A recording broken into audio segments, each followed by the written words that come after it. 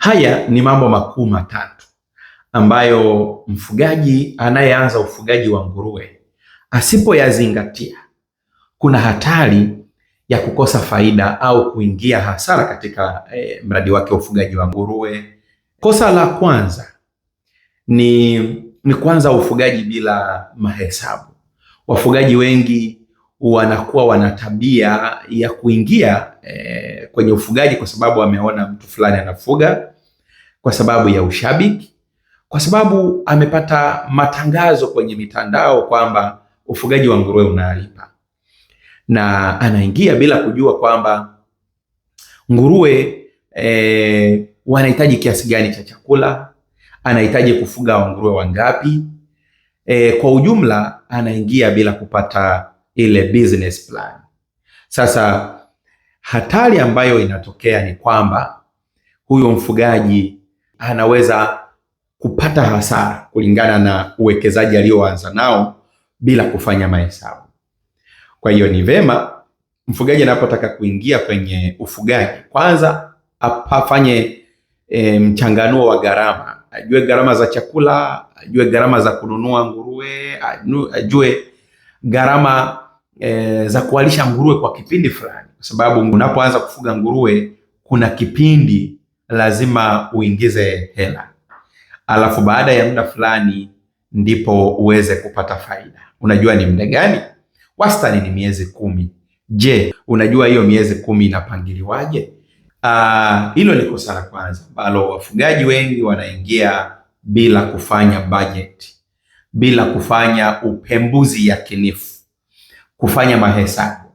Kwa hiyo sisi kama Pan-Grow tunafanya mahesabu pia ya miradi ya ufugaji. Kwa hiyo kama unataka kuanza mradi wako wa ufugaji wa nguruwe na haujui uanzie wapi, tuone Pan-Grow au Mr. Pig Tanzania, tutakusaidia. Kosa la pili ambalo wanalifanya wafugaji ni kwamba wanajenga mabanda bila mpangilio. Wanajenga mabanda kwa sababu wana hela. Hiyo ni mbaya sana. Wakati mwingine unakuta mtu amejenga banda mpaka unashangaa kwamba hili banda huyu mtu alishauriwa na nani? Sasa kosa la ambalo wanalifanya ni ujenzi wa mabanda bila mpangilio, bila kujua vipimo sahihi vya kila nguruwe, bila kujua nguruwe wazazi wanatakiwa wawe ni kwenye banda kiasi gani la ukubwa gani, bila kujua nguruwe walioachishwa wawe kwenye maeneo gani, banda la ukubwa gani, bila kujua nguruwe wanaokuzwa au wakubwa ambao wananenepeshwa labda mfano wanatakiwa kuwa kwenye banda la aina gani. Sasa unakuta mfugaji amejenga mabanda yanayofanana, unakuta ametenga vyumba vingi, unakuta amejenga bila mpangilio. Unakuta mtu amejenga lakini hajui uchafu unaelekea wapi, hajaweka mifumo ya utirishaji wa uchafu, hajajua mifumo ya maji inatakiwa kwa kiwango gani. Na kwenye mabanda hapo kuna changamoto. Unakuta watu hawajui vipimo sahihi vya nipples au mifumo ya maji kuanzia chini mpaka juu, nipo ikae kwenye ukubwa gani. Hiyo ni changamoto nyingine ambayo mfugaji anaweza kupata hasara endapo ataanza ujenzi bila ushauri, bila mpangilio. Nikwambie Mr. Pig Tanzania au Pan-Grow Tanzania, sisi hiyo ndio kazi yetu, tunafanya sana. Kosa la tatu ambalo linawagharimu wafugaji wanaoanza ni kununua mbegu au nguruwe bila kujua ni kwa ajili ya nini, bila kuzingatia aina ya mbegu.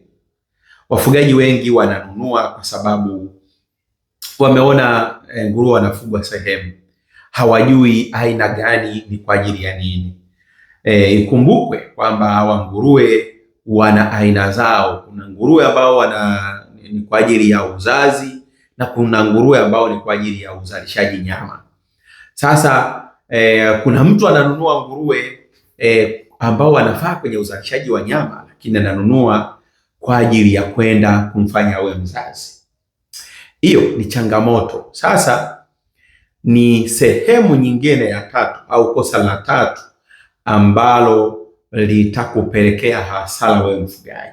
Kwa hiyo unapotaka kuanza ufugaji wako wa kibiashara wa faida, kwanza uanze na kujua gharama. Ujue gharama za mradi wako unaotaka kufanya, lakini pia ujue hao nguruwe wako baada ya kuwa umefanya huo mradi soko lake ni wapi, lazima ujue. Alafu lazima ujue kwamba ujenzi wa mabanda uko katika namna gani, ni banda gani bora linafaa, kwa vipimo vipi. Tupigie sisi wataalamu, tutakusaidia. Na kitu kingine cha tatu ambacho ni cha kuzingatia ni uchaguzi bora wa mbegu. Usichukue mbegu kwa sababu nguruwe ni wazuri. Usichukue mbegu kwa sababu umependezwa na rangi. Usichukue mbegu kwa sababu umeona jirani yako anafuga. Usichukue mbegu kwa sababu umeona una hela ya kununua mbegu. Nunua mbegu kwa sababu ya ushauri kutoka Pan-Gro Tanzania.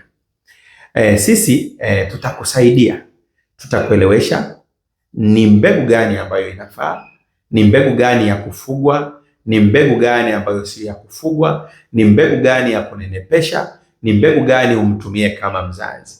Ndiyo kazi yetu sisi Pan-Gro Tanzania chini ya usimamizi wa Dr. Baguma au Mr. Pig Tanzania. Ninawakaribisha sana. Usiache kutupigia kwa huduma mbalimbali za upandishaji kwa njia ya mrija, lakini kwa mbegu bora za nguruwe, lakini pia kwa chakula bora cha Mr. Pig Concentrate.